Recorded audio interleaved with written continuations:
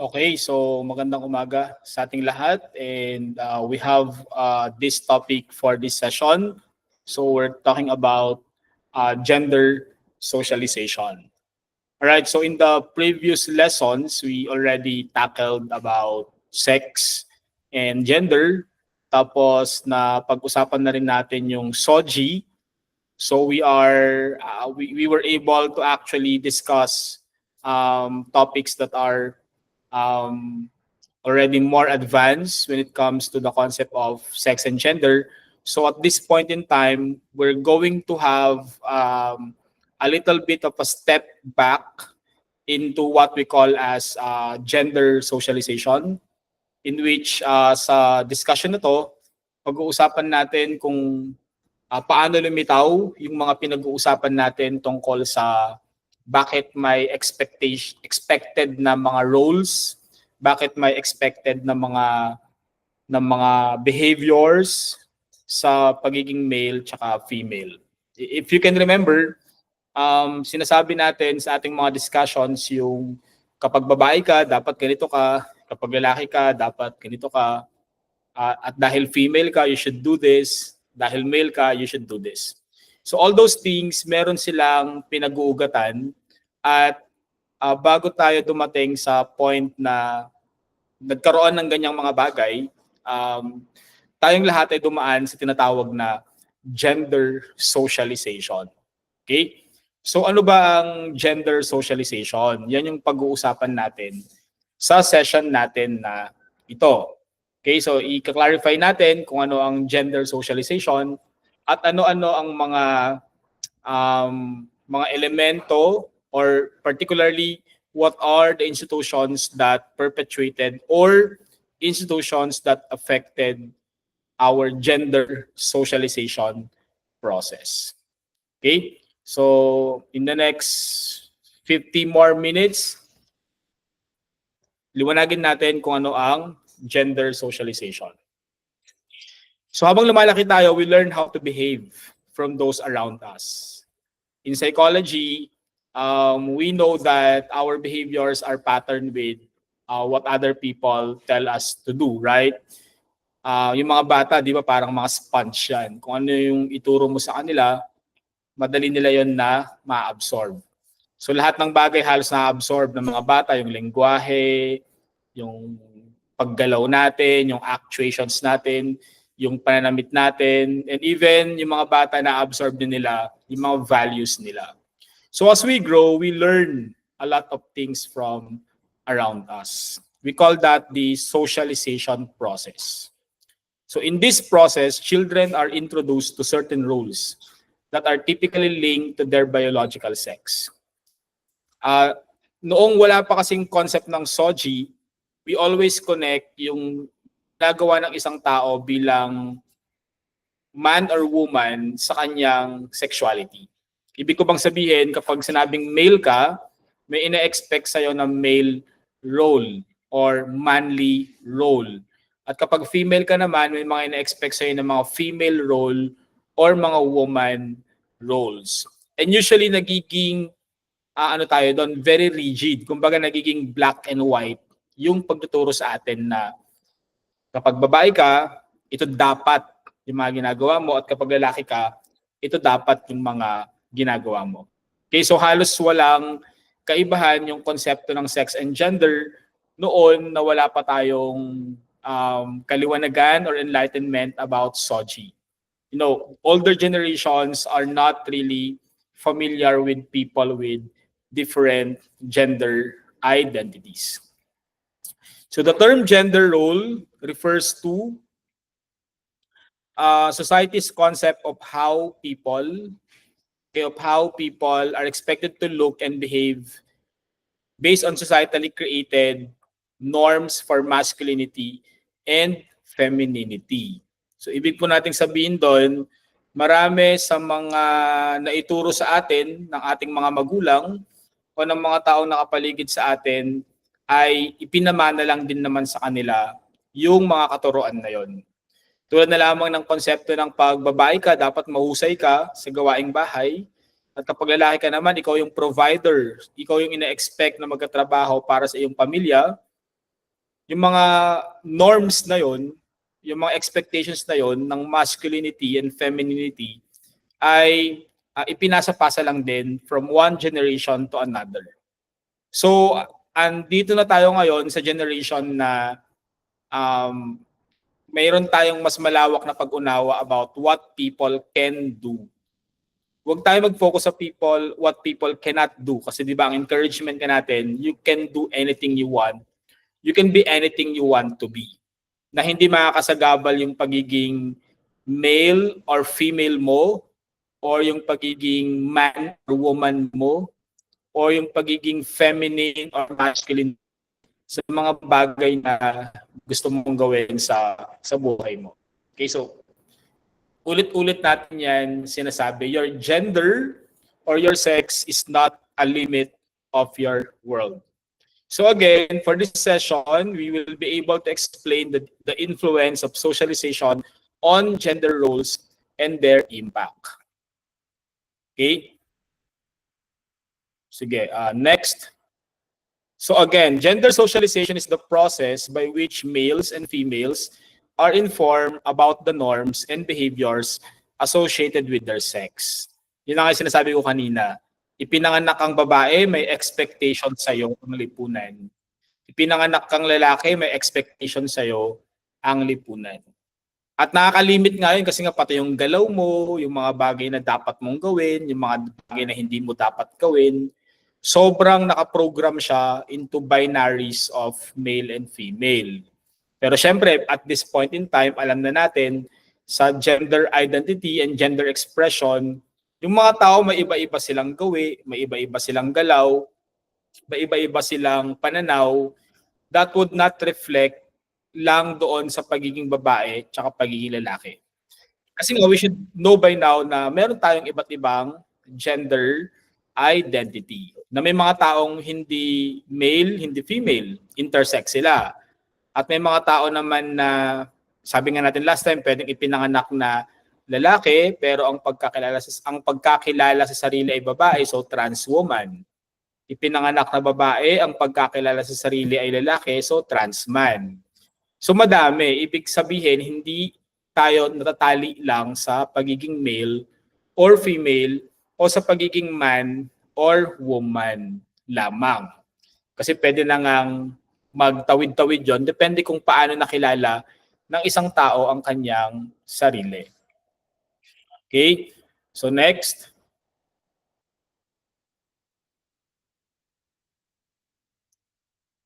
So key point number 1.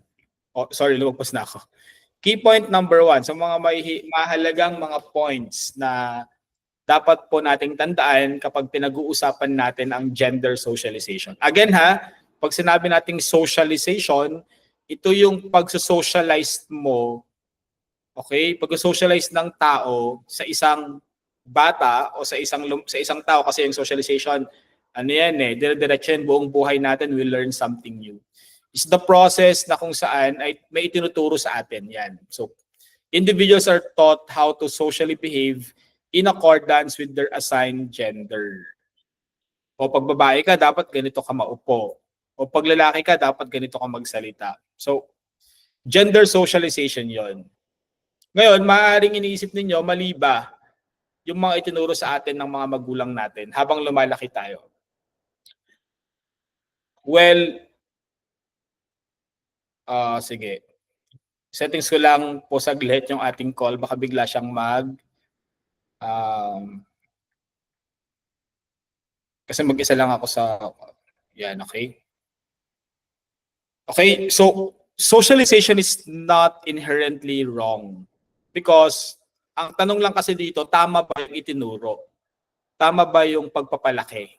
Tama ba yung pagpapaliwanag ng mga magulang, ng eskwelahan, ng simbahan, ng gobyerno, ng media sa isang tao tungkol sa mga konsepto ng sex and gender? Because socialization is a natural thing for all of us. Kahit naman yung mga hayop, tinuturuan nila yung mga anak nila So sa tao pa ba na nag-iisip? Yun yung key doon, nag-iisip. So dapat when we socialize people into understanding about their sex and gender, we have to make sure na yung itinuro nating concept ng sex and gender sa kanila ay gender equality. Maganda yung pananaw at perspektibo nila tungkol sa abilities and behaviors ng mga babae at saka ng mga lalaki. Alright, so key point number 2. So sa ating key point number 2, today it is largely believed that most gender differences are attributed to differences in socialization rather than genetic and biological factors. Ibig sabihin nun, kung babae ka, hindi kasama sa genes mo na ikaw ang tagahugas ng pinggan. At kapag lalaki ka, hindi kasama sa genes mo na ikaw ang breadwinner. So wala yun kinalaman sa genetic and biological factors mo. Socialization is more of what we learn from other people, what we learn from the society around us. Kaya nga socialization process siya. Key point number 3. Gender stereotypes can be a result of gender socialization. Girls and boys are expected to act in certain ways that are socialized from birth. Children and adults who do not conform to gender stereotypes are often ostracized by peers for being different. So ano naman ang ibig sabihin ng key point number 3 natin? Dahil nga tinuruan tayo na ganito dapat, ganyan dapat, nagkakaroon tayo ng konsepto ng tinatawag na gender stereotypes. So ano bang ibig sabihin pag nag-i-stereotype? Parang ganito lang yan. Halimbawa, sabi nila lahat ng Kapampangan masarap magluto. Stereotyping, hindi lahat. Merong ilan na hindi. Kapag Ilocano daw, kuripot. Stereotyping ulit yon. Hindi naman lahat kuripot. So in this case, wala naman kinalaman yung gender dapat natin sa mga pwede nating gawin. So hindi dapat natin ini-stereotype na pag babae dapat mahinhin, na pag lalaki dapat matibay ang loob. Kasi yung pagiging mahinhin, pwede sa babae, pwede sa lalaki. Yung pagiging matibay ang loob, pwede sa babae, pwede sa lalaki. Kaya may mga stereotypes, actually karamihan ng stereotypes or I think lahat ng stereotypes can be considered to be wrong. Siyempre dahil nga may stereotyping, ano tuloy nangyayari, so yun yung nagiging normal na kalakaran sa maraming tao. So pag nag-iba ka ng takbo ng sarili mong behavior, pwede kang ma-ostracize. So when we say ostracized, kumbaga ikaw ay tinitignan ng mga kasamahan mo, ng mga kaibigan mo, ng mga tao na pasaway. Isa kang pasaway kasi ayaw mong sumunod sa standard kuno ng pagiging male and female. Okay? So let's move on to the next key point. So key point number 4, while individuals are typically socialized into viewing gender as a masculine-feminine binary, there are individuals who challenge and complicate this notion. These individuals believe that gender is fluid and not a rigid binary. So again, while individuals are typically socialized into viewing gender as a masculine-feminine binary, may mga nagsasabi na hindi. So, paano ba natin maunawaan yan? Kailangan nyo isipin na hindi nahati sa dalawa ang usapin ng gender. Hindi ito usapin lang ng masculine-feminine. Okay? Kasi may ibang mga tao na transgender woman ang kanilang identity, pero ang expression nila ay non-binary. Yon. So alam niyo ibig sabihin non-binary, non-conforming. Ayaw nilang matag na masculine, ayaw rin nilang matag na feminine. So gusto nila gender fluid sila. Ibig sabihin nun, kahit ano, okay sa kanila. Ayaw nila magpatali o magpakahon sa pagiging masculine o pagiging feminine. Ayaw nila magpakahon sa pagiging trans woman lang. Kasi di ba yung trans woman ay babae pa din yun, di ba? So babae siya, feminine siya. So may mga tao na trans woman ang trato sa sarili, pero yung expression naman nila ay for example, ayaw nilang masculine, ayaw nilang feminine. So non-binary sila. Kumbaga, nasa gitna lang. So kung Iisipin nyo parang, sir, paano po nangyayari yun? Parang yung yung pansexual.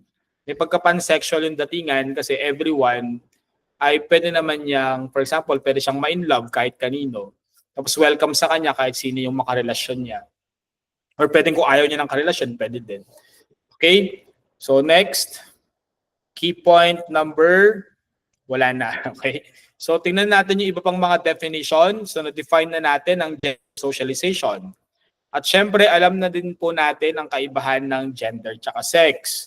Kung ikaw ay nanonood ng lecture ngayon at hindi mo pa rin alam kung ano ang kaibahan ng gender sa sex, medyo may problema tayo dyan.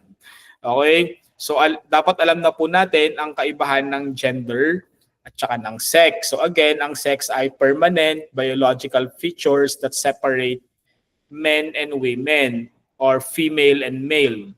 Pero yung gender naman, ito yung konsepto ng hindi natatali yung ating pagkakakilanlan sa pagiging biologically male or pagiging biologically female. So dapat sobrang linaw na po sa atin kung ano yung kaibahan ng gender sa sex. Sabi ng mga sociologists and other social scientists, they generally attribute many of the behavioral differences between genders to socialization. Socialization is the process of transferring norms, values, beliefs, and behaviors to group members. The intense period of socialization is during childhood. Okay? Sabi ko nga kanina, yung mga bata para silang sponge. Yung, di ba yung sponge, pag inano mo sa tubig, mag-absorb siya ng maraming tubig. Kaya napakahalagang aspeto ng buhay ng isang tao yung pagiging bata. Kasi dyan maraming na-absorb, maraming natututunan na actually mahirap nang baguhin pagtanda. So habang bata, sabi nila habang bata pa, kailangan turuan na. Kasi nga, yung pagiging bata, yan yung pinaka-intense na panahon for socialization. Okay, when adults who are members of a particular cultural group instruct young children on how to behave in order to comply with social norms. Kasi mga bata, di ba, syempre, sunod lang ang sunod yan. Yes, amen lang yung mga yan, oo lang ng oo yan. Kung ano yung sabihin mo sa kanila, i-consider nila yun na tama at totoo. Kaya nga napakahalaga na ituro natin yung tamang pananaw sa mga bata. Kasi kung mali yung tinuro mo, dadalhin nila yan hanggang pagtanda nila, akala nila tama yung pininiwalaan nila, and then they found out na mali pala. So we have to take a look at that, especially balang araw na magiging mga nanay or tatay. Pwedeng kayo ay magkaroon ng anak balang araw, so kailangan ninyong ituro ng maayos sa magiging mga anak ninyo yung konsepto ng gender equality. Okay? So mahalaga at magandang bagay yun na dapat ninyong gawin sa inyong mga pamilya. Siyempre, kasama talaga dyan sa socialization ng gender. Individuals are taught how to socially behave in accordance with their assigned gender or assigned sex at birth based on their biological sex. Gender socialization is thus the process of educating and instructing males and females as to the norms, behaviors, values, beliefs of group membership. Kasi kailangan matutunan mo yun kasi parang pag iba ka mag-behave, iba yung paniniwala mo, pwede kang ma-echepera, ma-outcast, or ma-misunderstand ng marami sa paligid mo. Kaya parang sinasabi nila na ito dapat yung mga tanggap na alam ng mundo. Pero di ba, there are many things in the world that we are already questioning kung dapat pa bang ituloy yan, dapat pa bang paniwalaan yan, o yung mga bagay na yan ay okay pa ba na i-accept sa panahon ngayon. That is why preparations for gender socialization begins even before the birth of the child. One of the first questions people ask of expectant parents is the sex of the child. This is the beginning of a social categorization process that continues throughout life. Diba? Ipapanganak ka pa lang, meron ka ng kwarto na nakaabang na kulay blue kasi lalaki ka daw. So kulay blue lahat, laruang trak-trakan, mga laruang panlalaki, laruang pambabae. So dun pa lang nagsisimula na kaagad yung ating gender socialization. Today, it is largely believed that most gender differences are attributed to differences in socialization rather than genetic and biological factors, sabi nga natin kanina. Ang problema dyan, kapag nagkaroon ng mga gender stereotypes na tinuro sa'yo, it can result to a negative situation. So girls and boys are expected to act in certain ways, and these ways are socialized from birth by many parents and society. For example, di ba yung mga babae kailangan laging malinis. Yung mga boys okay lang na maging messy, okay lang na maging maingay. So habang lumalaki yung mga bata, they get older, mas lalong nagiging obvious yung stereotype kasi sa paraan ng pananamit. O bakit ba ganito manamit yung mga lalaki? Kasi yan na yung nakagawian na stereotype natin sa ating kultura at saka sa ating lipunan. Alam natin na yung palda sa babae lang yon. Pero yung kasi natutunan natin. Pero in fact, sa ibang bansa, may mga lalaking nagpapalda. Okay? So iba naman yung suot nila. So boys and girls who do not conform to gender stereotypes are usually ostracized by same-age peers for being different. Sure, pag iba itsura mo, parang kakaiba ka, hindi ka in. O for example, Muslim ka, tapos lumipat ka sa Luzon. For example, sa isang city na puro Christians. So di ba yung pagiging Muslim mo, iba-iba yung alam mo, iba yung values mo, iba yung natutunan mo. So magiging kakaiba yung pagtingin nila sa'yo. And sometimes, yung kanyang mga bagay nagkakaroon niya ng negative effect sa confidence ng isang tao, kaya bumabagsak yung kanyang self-esteem.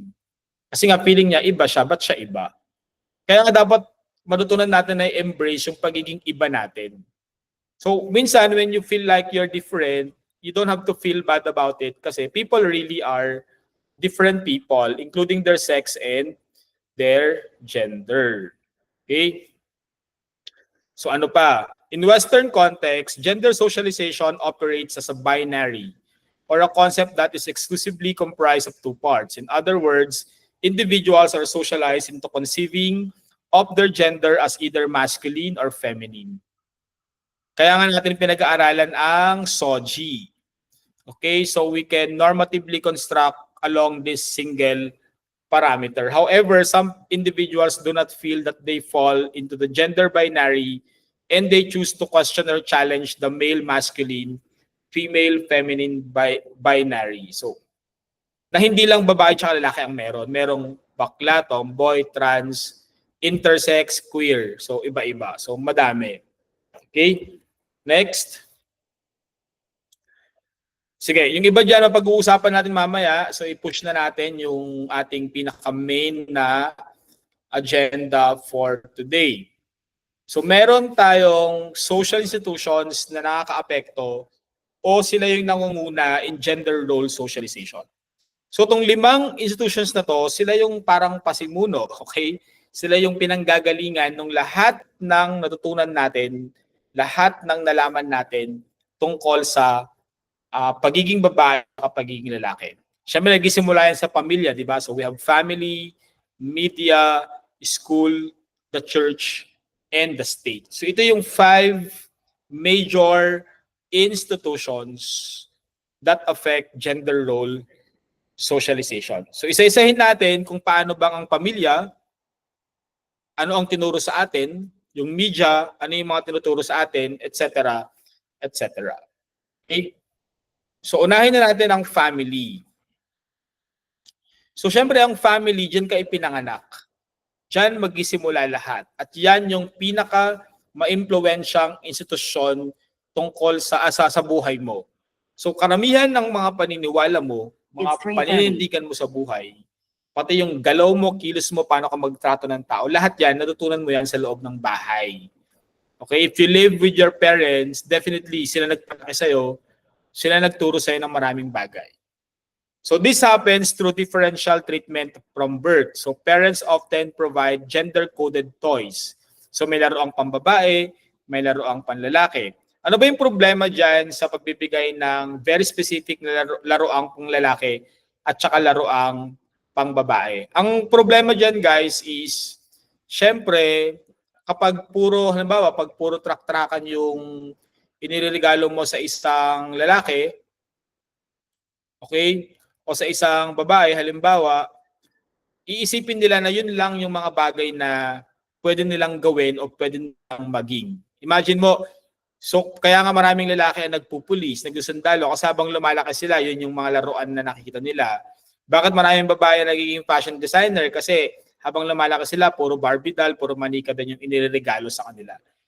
So sa laruan pa lang, nagkakaroon na kaagad ng hatian sa pagiging male and female, which might affect their perception towards the world in the future.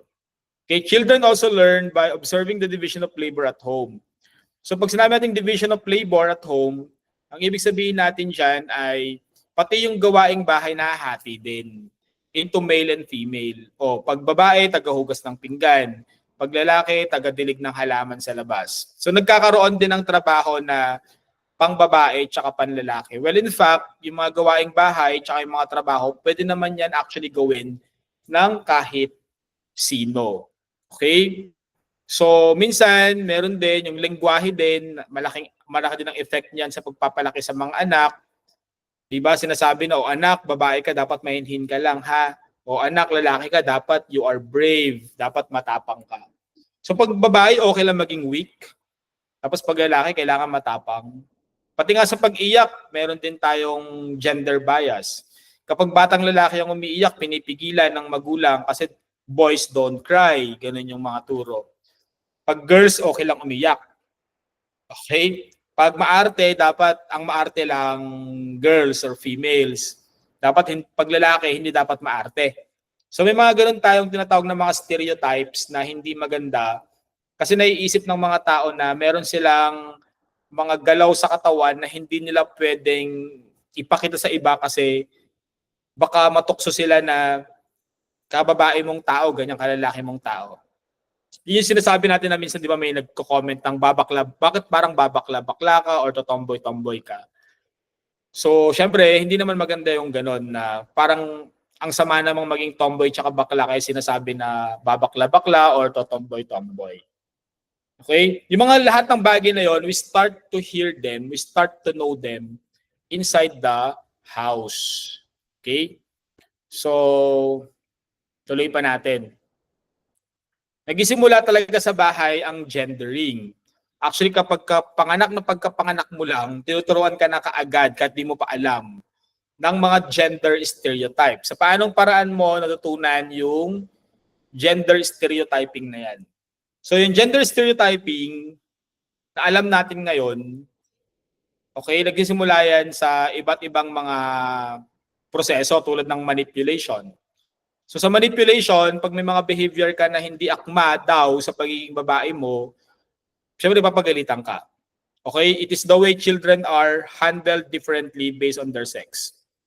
For example, parents encourage behavior that is normal for a child's sex. So pupurihin ka kapag yung ginawa mo pang babae. At pag yung ginawa mo hindi pang babae, sabihin nila, ay mali yun, girl ka, dapat ganito ka maupo, ganito ka kumilos. So ganun din naman sa mga boys. At dahil sa mga ganong klaseng turo, nag-develop tayo ng tinatawag na stereotypes. Masama ang stereotype kasi nalilimit yung mga tao sa mga kaya nilang gawin tsaka sa mga pwede nilang gawin.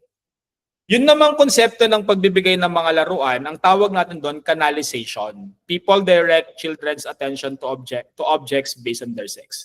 Siyempre habang lumalaki ka, yung lahat ng laruan na binibigay sa iyo, truck-truckang police, truck-truckang firefighter, truck ng ganito, ganyan. So syempre malaki ang tendency na magiging police ka balang araw kasi na-canalized sa utak mo na yun lang yung pwedeng gawin ng isang lalaki. Parang walang pinagkaiba yan sa kung gusto mong maging doktor yung anak mo balang araw, parang kada birthday niya, regaluhan mo siya palagi ng mga laruang pang doktor-doktoran para alam niya na yung isang bagay na yun napakahalaga sa kanya at baka nga naman maging doktor siya balang araw. Pero canalization doesn't always happen that way.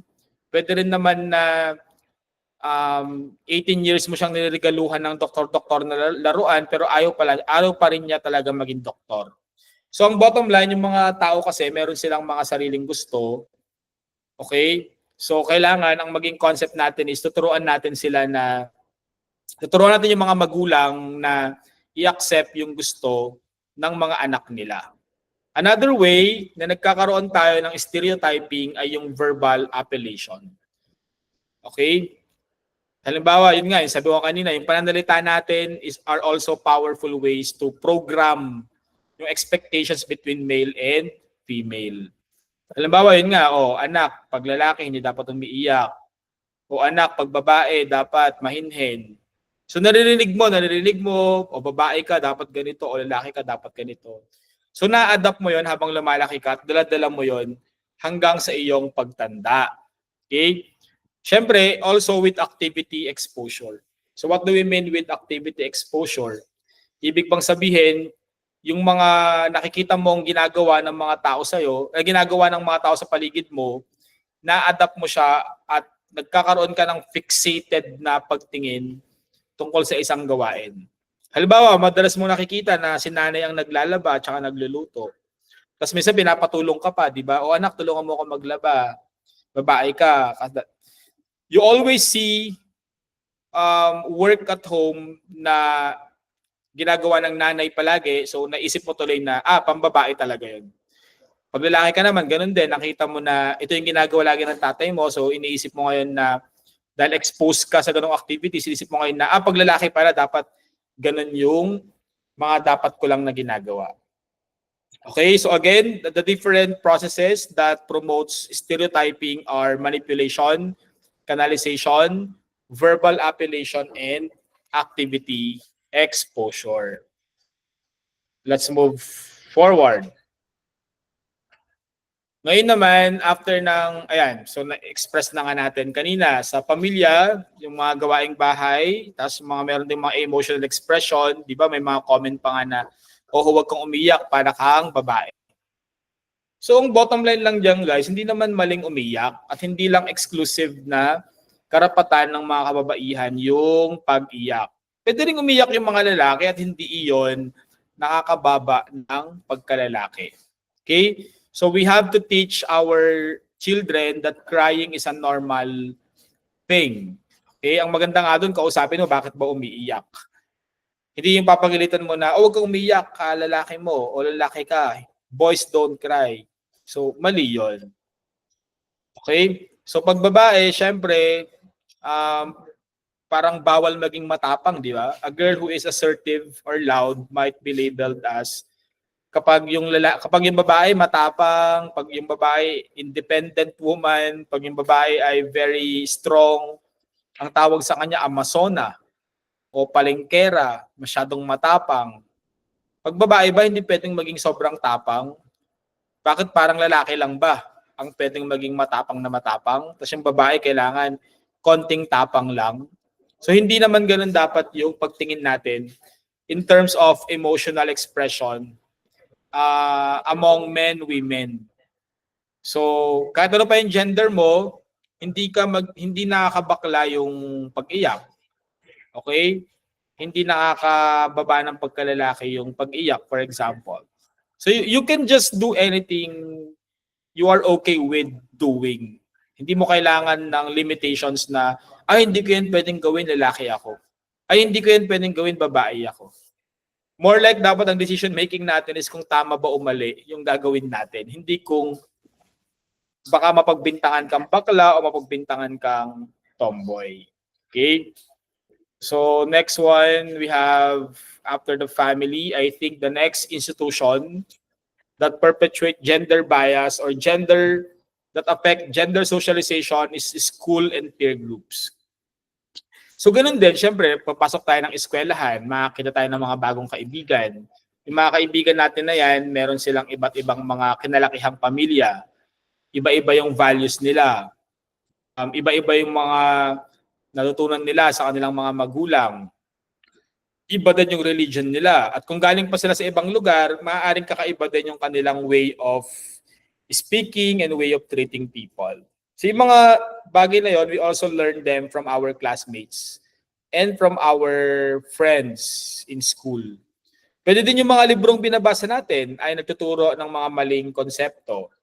Iba may mga pa-exam pa nga sa DepEd na sabihin kung ang gawaing bahay na to ay panglalaki o pangbabae. Di ba nga pag gawaing bahay, wala na dapat panglalaki tsaka pangbabae. Kasi nga, pag gawaing bahay, lahat dapat pwedeng gumawa. Hindi porke luto, pagluluto ay babae na yan.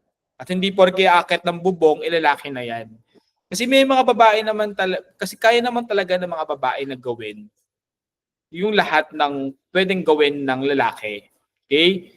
So teachers who may unconsciously have different expectations for boys and girls in certain subjects tulad ng math and literature, may mga bias pa tayo na mas magaling daw yung math, mas magaling daw yung lalaki sa math and science. Mas magaling naman daw sa language yung mga kababaihan. Pero we know it's not true. Kasi hindi porke marami kayo nakikitang lalaking magaling sa math, mas magaling na sa math yung lalaki. Baka naman kasi konti lang yung kaklase yung babae. Okay? Hindi porke magaling sa English, babae lang yan. So pwede rin yung matutunan ng iba. Tsaka pati yung segregated activities tulad ng sports. Minsan, sinasabi nila, pag basketball, panlalaki lang yan. O pag volleyball, pambabae lang yan. So pati doon, nagkakaroon tayo ng gender bias na ang tunay na lalaki daw naglalaro ng basketball. Kasi yung volleyball, pang mga bading lang, gano'n. So wala dapat gano'n. We do not stereotype sports with gender. Okay? Yung mga kaibigan natin, yung mga tropa natin, napakalaki ng impact nila sa buhay natin, di ba? Pero sana pag na-impluwensyahan kayo ng mga kaibigan nyo, sana maganda yung pagkaka-impluwensya. Sana hindi bad influence. Mas okay na good influence yung mga kaibigan natin. Mas okay na meron tayong mga kaibigan na tama yung mga itinuturo sa atin. So again, yung mga eskwelahan natin, malaking factor sila to our gender socialization. I think may example tayo sa next slide. Halimbawa, halimbawa ay, ayan, a teenage boy might be teased by his friends for not having a girlfriend.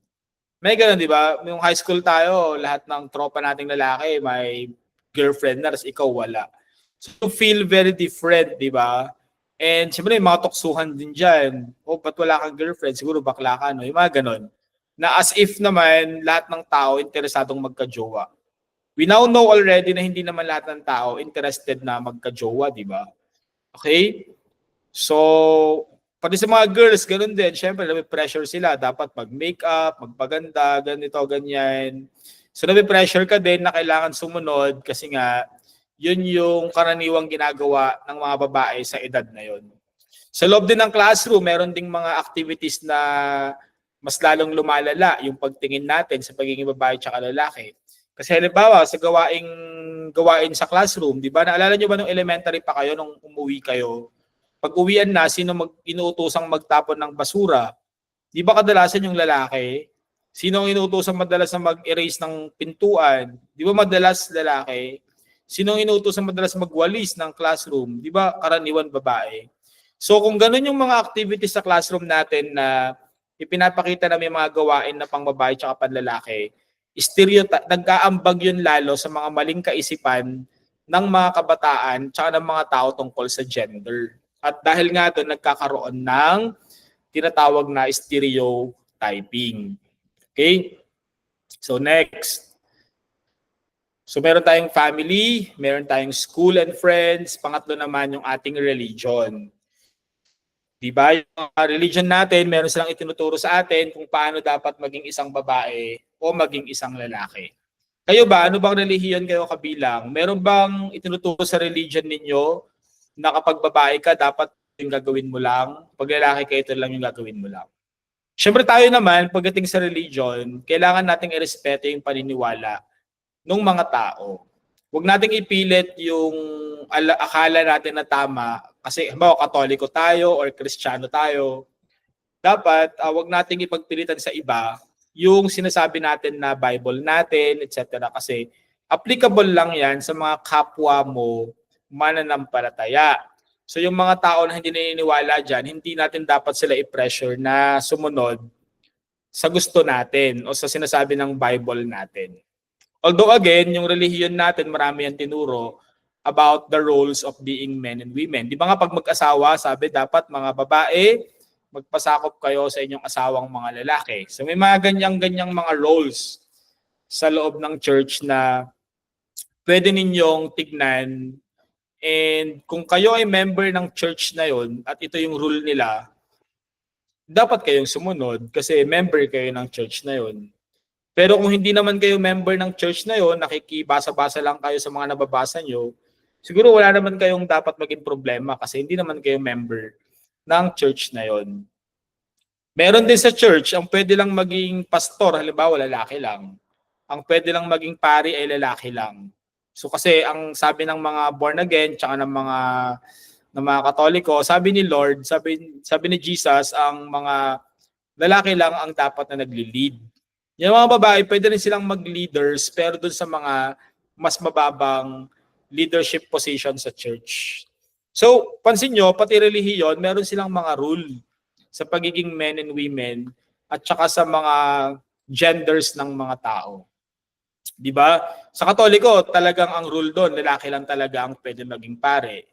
Madami ding mga born-again Christian church ang pastor nila ay lalaki. Although merong ilan na babae, pero napakalaking controversy niyan sa maraming mga born-again or evangelical churches. Kasi naniniwala din yung mga evangelical churches na dapat ang pastor ay lalaki lang. Pero syempre, mainit na usapin yan. Kasi ngayon, may mga babae na ding pastor. Pero ang sabi naman ng iba, kailangan sundin kung ano ang sinasabi ng Biblia tungkol sa church leadership. Okay? So bahala kayong mag-decide doon. Ang masabi ko lang ay irerespeto natin kung ano yung rule ng isang simbahan tungkol sa mga babae tsaka mga lalaki. Di ba yung mga simbahan pa nga na magkahiwalay yung upuan ng babae sa lalaki. Okay? Tapos, ano pa?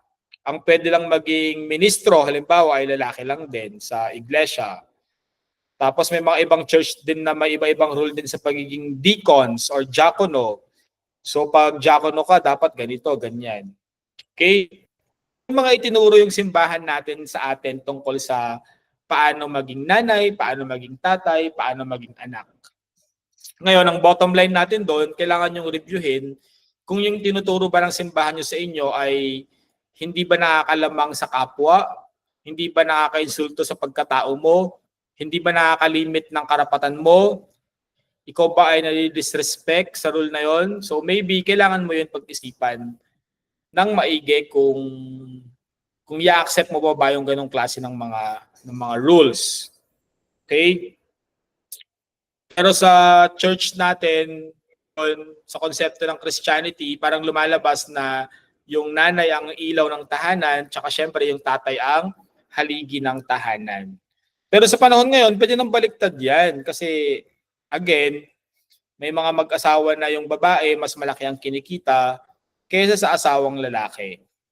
Kasi pinalaki tayo ng mga lalaki. Ang mga lalaki kasi pinalaki na dapat ikaw ang provider. Pag lalaki ka, ikaw dapat ang naghahanap buhay para sa pamilya mo.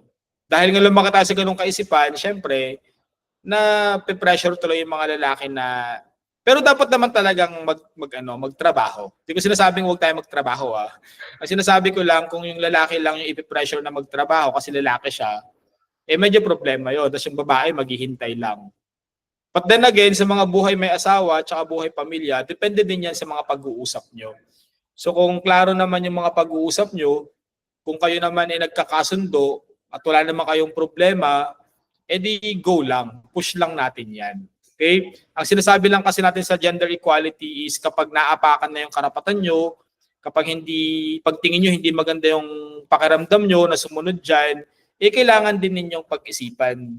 Kasi mas alam ninyo yung situation nyo. Okay, next, so meron tayong family, school, religion. Pang-apat naman yung media. Okay, yung lahat ng napapanood natin sa TV, madami din tinuturo sa atin yan tungkol sa pagiging babae tsaka pagiging lalaki. At sobrang powerful yan. Lalo ngayon, sobrang babad yung mga tao sa panonood ng TikTok, ng YouTube, ng mga telenovela. Di ba? Ang dami-daming telenovela na puro stereotype yung mga character. Laging pulis na lalaki, laging babaeng chismosa, laging katulong na matandang babaeng Bisaya. May mga ganun, di ba? May mga stereotype yung ating mga napapanood ngayon sa TV. Yun tuloy, dahil yun yung nakikita natin sa TV, iniisip natin na ganun din naman sa totoong buhay. So napaperpetuate, ibig sabihin na napapalaganap yung maling kaisipan about being male and female. Okay? So sa mga teleseries natin, we see many popular dramas, feature plots where a wealthy, aggressive male protagonist tames a headstrong but ultimately submissive female lead. So may mga female character nga sa telenovela, minsan matapang yung babae pero eventually naging naging submissive din sa partner na lalaki. Tsaka nakakasawa yung mga kwento sa Pilipinas, 'di ba? Mayaman na lalaki, na-meet yung mahirap na girl, tapos nagkaroon ng maraming challenges, nagkatuluyan. Puro ganun yung kwento, no? Na-stereotype tuloy yung character ng mga tao. Lagi na lang yung babae ang napapahamak tsaka nililigtas, tapos yung lalaki ay tagapagligtas. Kokonti lang yung mga teleserye na babae ang bida, tapos lalaki ang inililigtas. Kasi nga stereotype eh, 'di ba? Parang Disney princess tsaka the savior prince. So laging ganun yung mga inisip tuloy ng mga tao, pag babae mahina, kailangan iligtas. Pag lalaki malakas, tagapagligtas. Okay? So kailangan basagin yung mga iba't ibang mga stereotypes sa image ng mga babae tsaka ng mga lalaki. Tsaka pansin nyo, di ba, karamihan ng mga karakter sa TV na magnanakaw, puro lalaki. May nakita na ba kayong pelikula na magnanakaw babae? Meron siguro sobrang konti, no? Tapos karamihan ng karakter sa pelikula, sa TV, pag pulis, sundalo, lalaki. Ano pa ba? Pati sa mga patalastas, ayan, check natin, no? Pati sa mga patalastas, basta usaping labada, pag usaping mga labada, pagkain, palaging babae yung mga characters, di ba? Yan, si Lumen ng Surf. Bakit pag mga sabon-sabon, laba-labada, babae lagi yung character? Kapag naman mga beer, alak-alak, kotse-kotse, lalaki naman yung nasa advertisements. So tuloy, pati yung konsepto ng paglalaba, pambabae, lalo tuloy na i-enforce. Kasi tingnan mo naman yun sa picture, guys, babae naglalaba.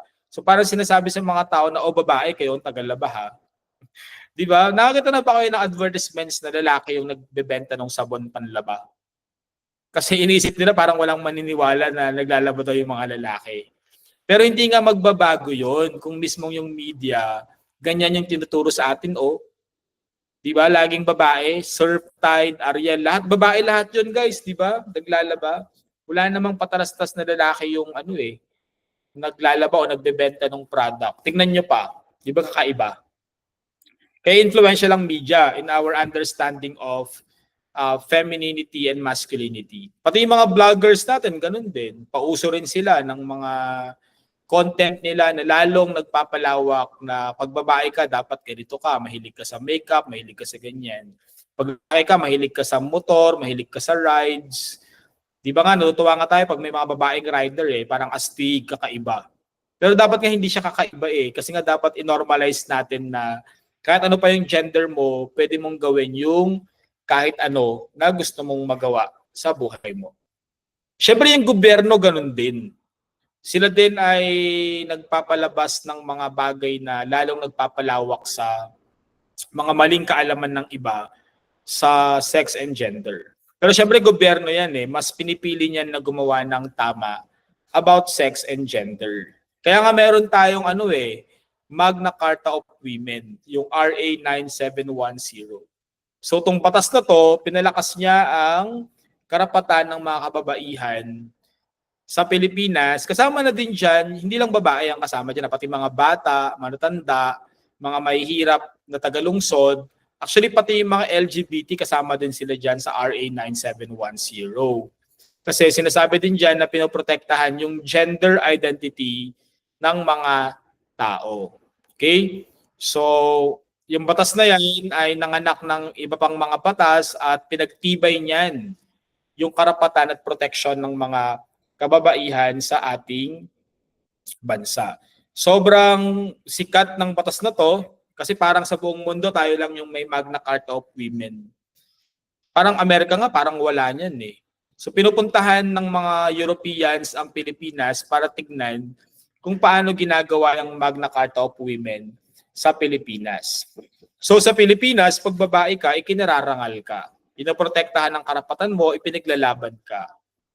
Sa ibang bansa, mahirap maging babae. Di ba may mga babae pa nga sa ibang bansa, especially sa mga Muslim countries na sobrang covered sila. Ultimo mata, bawal makita in public. Bawal makipag-usap sa iba, bawal silang mag-aral, bawal silang lumabas ng bahay. Can you imagine if that's how you are treated as a woman in the Philippines? Actually, pinag-uusapan natin illegal to sa ibang bansa kasi may mga bansa na talagang ang mga babae sa kanila ay very strict sila doon na yung mga babae bawal silang magsalita, bawal silang sumagot sa mga asawa nila. So yung karapatan nila is just, talagang very limited. So at least we are very thankful that we are in the Philippines where the rights of women are protected and strengthened. Diba? So sa Pilipinas, merong gender equality kahit papaano. Kumpara naman sa ibang mga lugar.